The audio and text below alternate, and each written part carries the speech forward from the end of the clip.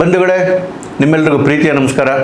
ದಯಮಾಡಿ H N Chandrashekhar YouTube ಚಾನಲ್ನ subscribe ಮಾಡಿಸಿ, ವಿಡಿಯೋ ಲೈಕ್ ಮಾಡಿ. ತುಂಬ ನೋವಿನಿಂದ ಈ ವಿಡಿಯೋ ಮಾಡ್ತಾ ಇದ್ದೀನಿ ರೀ.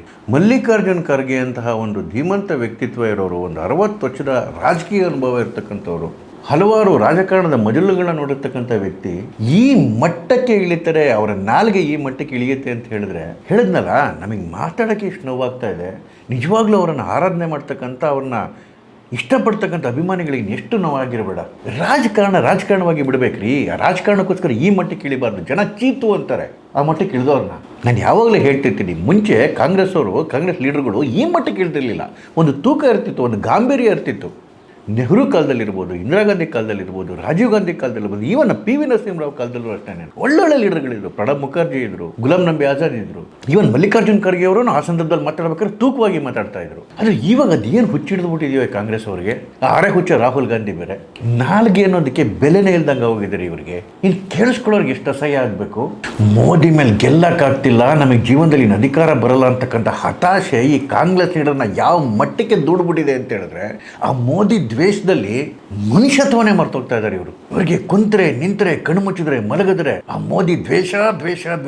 ಆ ಮೋದಿ ದ್ವೇಷನೇ ಭಾರತದ ಮೇಲೆ ದ್ವೇಷ ಆಗೋಯ್ತು. ಆ ಮೋದಿ ದ್ವೇಷನೇ ಹಿಂದುತ್ವದ ಮೇಲೆ ದ್ವೇಷ ಆಗೋಯ್ತು. ಆ ಮೋದಿ ದ್ವೇಷನೇ ಈ ಸಂಸ್ಕೃತಿ ಮೇಲೆ ದ್ವೇಷ ಆಗೋಯ್ತು. ಆ ಮೋದಿ ದ್ವೇಷನೇ ಭಾರತೀಯರ ಮೇಲೆ ದ್ವೇಷ ಆಗೋಯ್ತು. ಅದು ನಿಜವಾಗ್ಲೂ ವಿಷ ಏರ್ತಾ ಹೇಳಿದ್ನಲ್ಲ, ಆ ಮನುಷ್ಯತ್ವನೇ ತಿಂದ್ಬಿಡ್ತು ಅನ್ಸುತ್ತೆ ಆ ದ್ವೇಷ.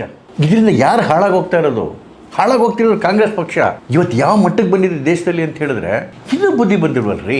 ಈ ಕಾಲ್ ಮೇಲೆ ಕಲ್ಲೇ ತಕ್ಕೊಳ್ಳೋದು ಅಂತಾರಲ್ಲ, ಈ ಖರ್ಗೆ ಅಂತವ್ರು ಕಾಂಗ್ರೆಸ್ಸಿಗೆ ಮಾಡೋದು ಅದೇ ಕೆಲಸವೇ. 5 ರಾಜ್ಯಗಳ ಚುನಾವಣೆ ನಡೀತಾ ಇದೆ. 6 ರಾಜ್ಯಗಳಲ್ಲಿ ಈಗಾಗಲೇ ಕಾಂಗ್ರೆಸ್ ಸೋತೋಗಿದೆ. ಇದು ಕಾಂಗ್ರೆಸ್ನ ಗ್ರೇಟೆಸ್ಟ್ ಕ್ರೆಡಿಟ್. ಚುನಾವಣೆ ನಡೆಯೋ ರಾಜ್ಯದಲ್ಲಂತೂ ಸೋಲ್ತಾರೆ, ಚುನಾವಣೆ ನಡೀದಿರೋ ರಾಜ್ಯದಲ್ಲೂ ಸೋಲ್ತಾರೆ. ಇವ್ರ ನಾಲ್ಗೆ ಪ್ರಭಾವದಿಂದ. ನೋಡಿ, 5 ರಾಜ್ಯಗಳ ಚುನಾವಣೆ ನಡೀತಿದೆ. ಅಸ್ಸಾಮು, ವೆಸ್ಟ್ ಬೆಂಗಾಲು, ಪಾಂಡಿಚೇರಿ, ತಮಿಳುನಾಡು ಮತ್ತು ಕೇರಳ. ಈ 5ರಲ್ಲೂ ಮಣ್ಣು ಮುಗ್ತಾರೆ. ಆದರೆ ಈ 5ರಲ್ಲಿ ಬಿಡಿ, ಈಗ ನಡೀದೇ ಇರ್ತಕ್ಕಂಥ ಗುಜರಾತಲ್ಲೂ ಕೂಡ ಈಗಲೇ ಸೋತೋದ್ರು. ಅದಕ್ಕೆ ಎಲೆಕ್ಷನ್ ಇರೋದು ಇನ್ನು ಮುಂದಿನ ವರ್ಷ. ಯಾಕೆ? ಇವರ ಹೆಂಗಂದಂಗೆ ಹರಿಯೋ ನಾಲ್ಗೆ. ಖರ್ಗೆ ಅವರು ಕೇರಳದಲ್ಲಿ ನಿಂತ್ಕೊಂಡು ಭಾಷಣ ಮಾಡ್ತಾ ಏನು ಹೇಳ್ತಾರೆ ಗೊತ್ತಾ? ಕೇರಳದ ಜನ, ನೀವು ಗಂಡಸಾಗ್ಲಿ ಹೆಣ್ಣು ಮಕ್ಕಳಾಗ್ಲಿ ತುಂಬಾ ಬುದ್ಧಿವಂತರು, ತುಂಬಾ ಅಕ್ಷರಸ್ಥರು, ನಿಮ್ಗೆಲ್ಲರಿಗೂ 100% ಅಕ್ಷರ ಜ್ಞಾನ ಇದೆ, ಹಾಗಾಗಿ ಒಳ್ಳೊಳ್ಳೆ ಸರ್ಕಾರಗಳನ್ನ ನೀವು ಚುನಾಯಿಸ್ತೀರಿ. ಆ ಗುಜರಾತಿಗಳಿದ್ದಾರೆ, ಗುಜರಾತಿ ಜನ ಇದ್ದಾರೆ, ಅನಕ್ಷರಸ್ಥರು, ವಿದ್ಯೆ ಇಲ್ದವರು, ಇಲ್ಲಿಟ್ರೇಟ್ ಪೀಪಲ್, ಅದಕ್ಕೆ ಮೋದಿ ಶಾಂತವನ್ನು ಗೆಲ್ಲಿಸ್ತಾರೆ. ಇವರ ರಾಜಕೀಯ ತೆವಲಿಗೆ ಇಡೀ ಗುಜರಾತ್ ಸಮುದಾಯವನ್ನ, ಗುಜರಾತ್ ರಾಜ್ಯದ ಜನಗಳನ್ನ, ಗುಜರಾತಿಗಳನ್ನ ಇಲ್ಲಿಟರೇಟ್ ಅಂತ ಕರೀತಕ್ಕಂತಹ ಮಟ್ಟಕ್ಕೆ ಈ ಕಾಂಗ್ರೆಸ್ ಲೀಡರ್ಗಳು ಇಳಿತಾರೆ, ಖರ್ಗೆ ಅಂತವ್ರು ಇಳಿತಾರೆ ಅಂತ ಹೇಳಿದ್ರೆ, ನಾನು ಅದಕ್ಕೆ ಹೇಳಿದ್ದು ತುಂಬಾ ನೋವಿಂದ ಈ ವಿಡಿಯೋ ಮಾಡ್ತಿದ್ದೀನಿ ಅಂತೇಳಿ. ಏನ್ ಹೇಳ್ಬೇಕ್ರಿ? ಇವ್ರ ಬುದ್ಧಿಗೆ ಏನಾದ್ರು ಗರ ಬಡ್ದಿದ್ಯಾ ಅನ್ಬೇಕಾ? ನಾಲ್ಗೆಗೆ ಏನಾದ್ರು ಆಗಿದೆಯಾ ಅನ್ಬೇಕಾ? ಈ ಹಿಮಂತ್ ಬಿಸ್ವಾ ಶರ್ಮಾದಲ್ಲಿ ಅದಕ್ಕೆ ಅವ್ರು ಹೇಳಿದ್ರು, ಎಷ್ಟೆತ್ತಿದ್ದಂಗೆ ಹುಚ್ಚರು ಅಂತಾರೆ ಹಿಮಂತ್ ಬಿಸ್ವಾ ಶರ್ಮಾ. ಈ ಜನವರಲ್ಲಿ ಕಾಂಗ್ರೆಸ್ ಉಸಿರು ಬಿಡಕ್ಕಾಗತ್ತ? ಗುಜರಾತಲ್ಲಿ ಯಾವ ಗುಜರಾತ್ನ ದಶಕಗಳ ಕಾಲ ಆಳ್ಕೊಂಬಂತು ಕಾಂಗ್ರೆಸ್, ಇವತ್ತು ಕೂಡ ಅಲ್ಲಿ ಬಿಜೆಪಿಗೆ ಒಂದು ಆಲ್ಟರ್ನೇಟ್ ಅಂತ ಹೇಳಿದ್ರೆ ಕಾಂಗ್ರೆಸ್ ಇರೋದು, ಬೇರೆ ಯಾವ ಪಕ್ಷಗಳು ಇಲ್ಲ ಅಲ್ಲಿ. ಅಂಥದ್ರಲ್ಲಿ ಅಲ್ಲಿ ನಿಂತ್ಕೊಂಡು ತಳಮಟ್ಟದಿಂದ ಪಕ್ಷ ಕಟ್ಟಬೇಕು, ಹೋರಾಟಗಳನ್ನ ಮಾಡಬೇಕು, ಬಿಜೆಪಿ ಎದುರುಗಳಿಗೆ ಒಂದು ಫೋರ್ಸ್ ಆಗಿ ನಿಲ್ಲಿಸಬೇಕು. ಗುಜರಾತಲ್ಲಿರೋ ಎಲ್ಲ ಜನರು ಬಿಜೆಪಿನ ಇಷ್ಟಪಡ್ತಾರೆ ಅಥವಾ ಬಿಜೆಪಿ ಓಟ್ ಹಾಕ್ತಾರೆ ಅಂತಿಲ್ಲ. ಅಲ್ಲೂ ಅಲ್ಪಸಂಖ್ಯಾತಿದ್ದಾರೆ, ಬಿಜೆಪಿನ ಇಷ್ಟಪಡದಿರೋರು ಇದ್ದಾರೆ. ಅವರೆಲ್ಲರಿಗೂ ನ್ಯಾಚುರಲ್ ಆಗಿ ಕಾಂಗ್ರೆಸ್ಗೆ ಓಟ್ ಹಾಕ್ತಿದ್ರು ಇಲ್ಲಿವರೆಗೂ.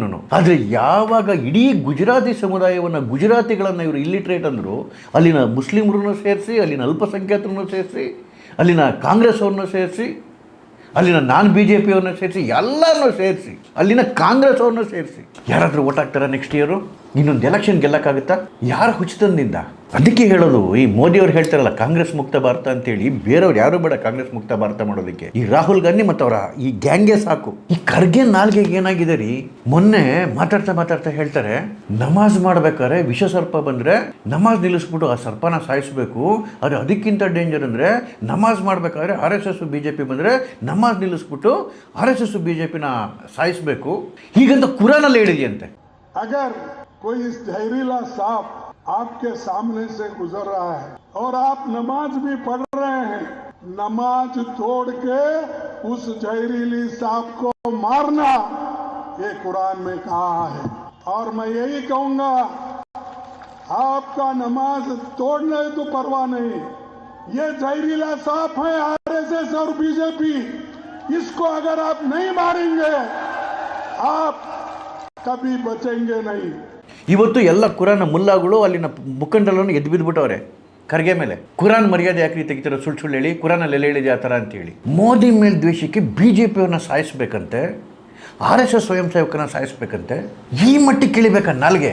ವಯಸ್ಸಿಗೆ ಅಂತೇಳಿ ಎಷ್ಟು ವರ್ಷ ಗೌರವ ಕೊಡೋದು? ಎಲ್ಲದಕ್ಕೂ ವಯಸ್ಸಾಗುತ್ತೆ. ಗೌರವ ಅನ್ನೋದು ಕೊಡೋ ವಿಷಯ ಅಲ್ಲ, ಅದು ತಗೊಳ್ಳೋವಂಥದ್ದು, ಗಳಿಸ್ಕೊಳ್ಳೋವಂಥದ್ದು. ನೋಡಿದ್ರೆ, ಆ ಮಾತು ಕೇಳಿದ್ರೆ, ಅವ್ರ ಬಿಹೇವಿಯರ್ ನೋಡಿದ್ರೆ, ಆ ತೂಕ ನೋಡಿದ್ರೆ ಗೌರವ ಕೊಡಂಗಿರಬೇಕು, ಚೀತು ಅನ್ನಂಗಿರಬಾರ್ದು. ಈಗ ಕಾಂಗ್ರೆಸ್ ಅವ್ರ ಯೋಗ್ಯತೆನೇ ಇದಾಗ್ಬಿಟ್ಟಿದೆ. ಬಾಯಿಗೆ ಬಂದಂಗೆ ಅನ್ನೋದು, ಕೋರ್ಟಲ್ಲಿ ಕೇಸ್ ಹಾಕಿದಾಗ ಅಲ್ಲೋಗಿ ಕ್ಷಮೆ ಕೇಳೋದು, ಹೋಗಿ ಬೇಲ್ ತಗೊಂಬರೋದು, ಅಲ್ಲೋಗಿ ಕೋರ್ಟಿಗೆ ಕಾಲಿಗೆ ಬೀಳೋದು, ಮತ್ತೆ ಯಾರು ಗಂದಿರ್ತಾರೆ ಅವ್ರಿಗೆ ಕ್ಷಮೆ ಕೇಳೋದು ಬಹಿರಂಗವಾಗಿ. ಮಾನಮಷ್ಟ ಮುಖದ್ದಮೆ ಹಾಕ್ಬೇಕು. ನೀವು ಮೂರು ಬಿಟ್ಟು ನಿಮ್ಗೆ ಮಾನವೇ ಇಲ್ಲ.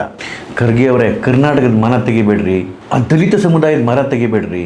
ದಲಿತ ಸಮುದಾಯ ಗೌರವದಿಂದ ತನ್ನ ಕಾಲ ಮೇಲೆ ನಿಂತ್ಕೊಂಡು ಜೀವನ ಮಾಡ್ತಾ ಇದೆ, ದೇಶಕ್ಕೆ ತನ್ನದಾದಂಥ ಕೊಡುಗೆ ಕೊಡ್ತಾ ಇದೆ. ಆ ಸಮುದಾಯದ ಮರ್ಯಾದೆ ತೆಗಿಬೇಡ್ರಿ, ನಿಮ್ಮ ಮರ್ಯಾದೆ ನೀವು ತಕ್ಕೋಬೇಡ್ರಿ. ನಿಮ್ಮ ಬಗ್ಗೆ ನಮಗೆ ಗೌರವ ಇದೆ, ನಮ್ಗೈಯೂ ಹಚ್ಕೊಡುತ್ತೆ. ಕರ್ನಾಟಕದವ್ರ ಬಗ್ಗೆ ಹಿಂಗೆ ಮಾತಾಡ್ಬೇಕಾ ನಾವು? ಕರ್ನಾಟಕದವ್ರ ಬಾಯಲ್ಲಿ ಇಂತಿಂಥ ಮಾತು ಬರ್ಬೇಕಾ? ಇವನ್ನೆಲ್ಲ ನಾವು ಕೇಳಿಸ್ಕೋಬೇಕಾ ಅಂತೇಳಿ.